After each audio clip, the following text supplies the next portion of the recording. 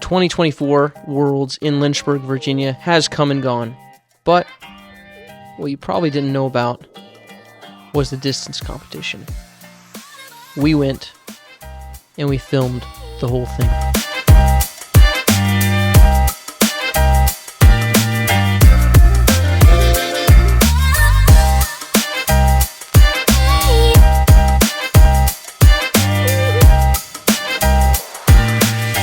If you're new to the channel and you're just here for the slow-mos, well, as usual, we have chapter divisions. Go ahead and just skip ahead. Peace out. Enjoy. If you're a regular here for the Coaching Mikey series, let me give you a quick 60-second recap on what happened, because from August 12th, when I found out that there was a distance comp, to August 18th, which was the distance comp at Worlds, it was an absolute whirlwind. So, 60 seconds on the clock. Here we go. August 12th, find out there's a long drive competition. Lots of questions come to my mind. How come I didn't know about this? If I didn't know about this, you probably don't know about this, right? People got to know. Is not the coolest thing in disc golf watching this frisbee fly further than anything you've ever thrown in your entire life? Oh, big boy version of that. Distance competition where people are throwing 700 feet. Who wouldn't want to go? Who wouldn't want to see it? Okay, wait. Is it filmed? Am I going to be able to see it? Can I show up to this thing? These are the questions that we need answered. So, what did I do? Sent an email to Rebecca Duffy. She's a champ. She's running the long drive competition at Worlds. When I sent that email to her, I had 3 questions. 1, can we go? 2, can we record? Is that possible? 3, is there some universe that Mikey gets to compete? Is this like USDGC where we pay money and then he gets to try to qualify? Or is this something different? That email, gone, away. I also had in the back of my mind after I sent that, oh yeah, I just heard that the Foundation boys got their media pass. So maybe it's not too late, even though this is even after they got their media pass. So I text Hunter and I'm like, bro, I heard you just got a media pass. How did you guys do that? He said, well, I would just reach out to the media people. Obviously, I don't know why I didn't think about that, but Hunter put me in the right direction, and so I found out that there is a content creator affiliate program for media credentials. So I send an email to our new best friend, Charles, and he says, hey, I'd be happy to send you an application for the program and expedite that application for you. Great. I fill that thing out like I am applying for Yale. I filled it out with more care than I actually applied for college with. So I was like, there's just, please, get me in. Send that over to Charles. When I send that over to Charles, Charles is like, you guys are good to go.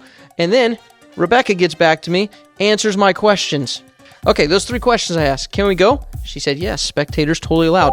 Yes, we have to go. And at this moment, I would like to pause and just say that it is super important if you are trying to compete in a sport at the highest level, or you are trying to improve, for you to get to an event in person, right? So with Mikey, it was not a question if we can go, maybe we'll go and try to check that out. No, we had to go. Because when you see things in person like that, you experience the sound.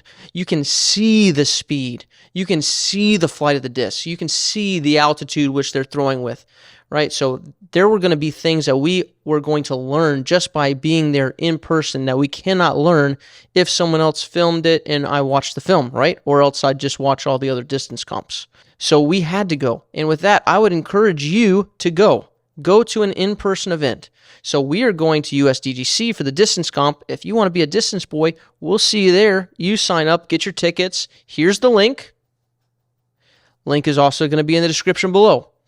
If you want to play better disc golf, you need to show up to an in-person event, because you're going to be like, oh, wow, that one guy did that play. That's an option there? And then you're going to see everybody else do it, and you're going to be like, oh, that's kind of the standard.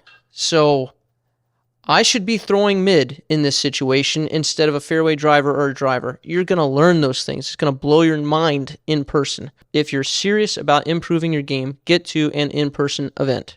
Onward. Can we record? Well, verdict was out on that a little bit. Can Mikey throw? And Rebecca says, well, he cannot officially compete because it's for world's competitors, but if there is a break and he's not in the way of competitors, he can throw.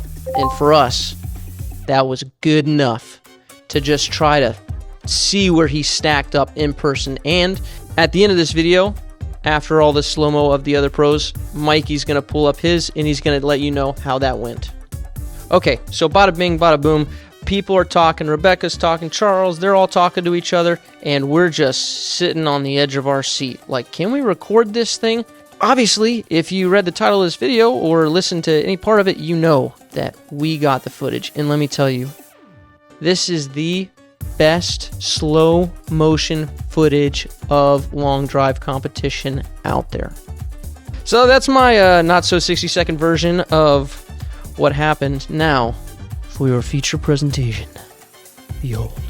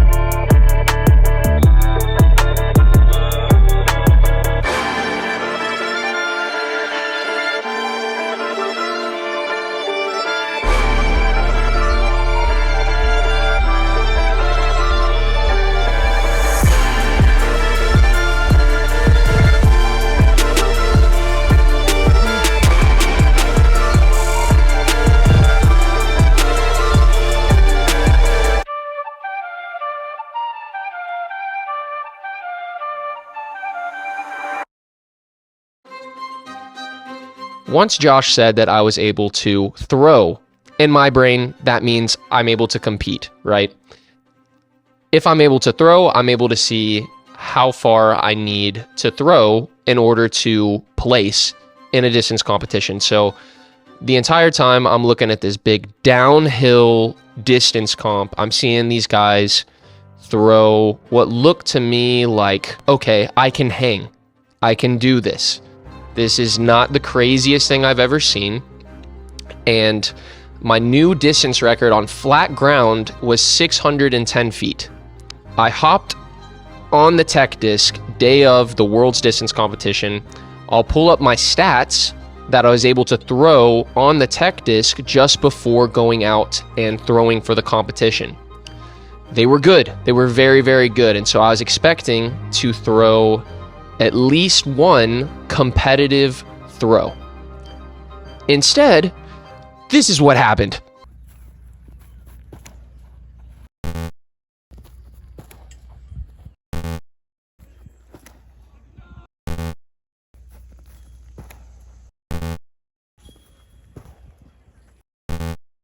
Dang, brother. So I absolutely botched all 5 of my throws. I threw not far. I would have come in last place. And on top of all that, look at this. This was something that I had been working extremely hard to make sure does not happen when I throw in a distance competition. But it turns out pressure's a crazy thing. And under pressure, I reverted to old me form. In my brain, this is actually a big win, knowing that my body goes back to these old form pieces under pressure. So what I've been working on since, and actually directly after the distance competition, I went on tech disc and I got these slow-mos.